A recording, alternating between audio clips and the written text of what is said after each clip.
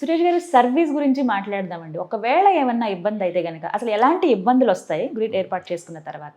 ఆ ఇబ్బందులు వస్తే మీ కంపెనీ తరపు నుంచి ఎలాంటి సర్వీస్ అందిస్తారు?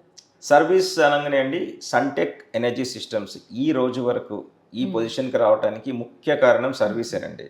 అండ్ ఇందాక నేను మీకు చెప్పాను, సర్వీస్లో మేము సోలార్ వాటర్ హీటర్స్ బ్యాక్గ్రౌండ్ నుంచి వచ్చిన వాళ్ళము. సోలార్ వాటర్ హీటర్స్లో ట్యాంక్ లీకేజెస్ అని, ట్యూబ్స్ ఫెయిల్యూర్ అని చెప్పి చాలా రకాల సర్వీస్ ఇష్యూస్ ఉంటాయి. So we use to almost మేము 2 లక్షల సోలార్ వాటర్ హీటర్స్ మేము మ్యానుఫ్యాక్చరింగ్ చేసి ఇండియా మొత్తం సప్లై చేసాము. So you can imagine what kind of service support we need actually to క్యాటర్ for those customers. Almost 2 లక్షల సిస్టమ్స్ అంటే.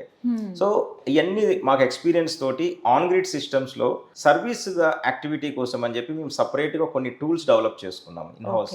So first of all on grid సిస్టమ్స్లో వచ్చే ప్రాబ్లమ్స్ ఎట్లుంటాయంటేనండి, మన inverters తర్వాత సోలార్ ప్యానల్స్ ముఖ్యంగా 2 ఐటమ్స్ ఇన్స్టాల్ చేసినాయి, వాటిలో ఇంపార్టెంట్ ఉంటాయి.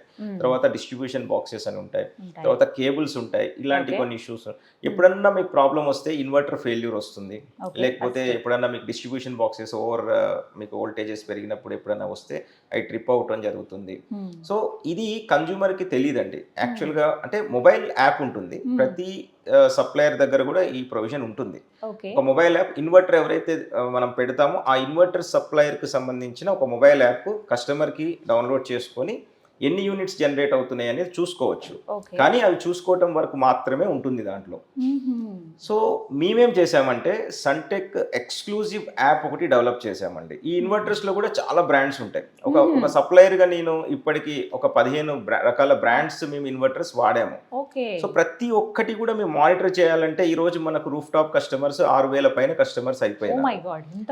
ఈ 6,000 మంది అసలు నడుస్తున్నాయా లేదా, ప్రాబ్లమ్స్ ఏమొస్తున్నాయి అంటే కస్టమర్ ఐడెంటిఫై చేసి మనకి కాల్ చేస్తేనే మనకి తెలుస్తుంది అనేది మేము ఆలోచించి, ఇట్లా కాకుండా మనం ఇంకా ఏం చేయొచ్చు.